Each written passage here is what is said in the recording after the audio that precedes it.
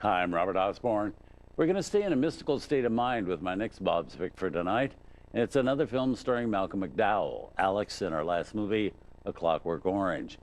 This is a much less cynical and less known movie, but a great thriller with an interesting premise.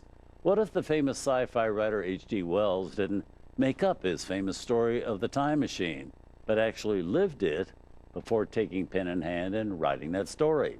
Well, that's what our movie suggests. It's called Time After Time. It was made in 1979, 8 years after A Clockwork Orange, and Malcolm McDowell plays H.G. Wells in it.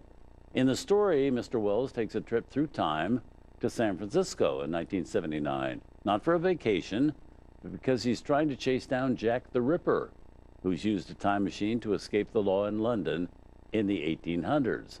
Well, coming to the aid of Mr. Wells in the 20th century is a ditzy but brave banker played by Mary Steenburgen in what was only Mary's second film, and she is delightful in it. There are also some romantic scenes in the movie which have an extra ring of truth to them, because while this movie was being made, Malcolm McDowell and Mary Steenburgen fell in love for real and married a short time later. That marriage, for the record, lasting 10 years. The screenplay and direction of our movie is by Nicholas Meyer, who, with this film, made his directorial debut. Meyer most famous at the time for writing the best-selling novel The 7% Solution, in which Sherlock Holmes became friendly with Sigmund Freud.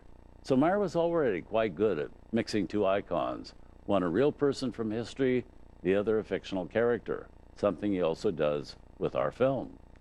Meyer, by the way, made some big marks in the movie business 3 years later for directing the 1982 film Star Trek II: The Wrath of Khan, considered one of the most popular films in that very successful series. But here also with David Warner in the cast, plus music by the great Miklos Rosa. From 1979, here's Time After Time.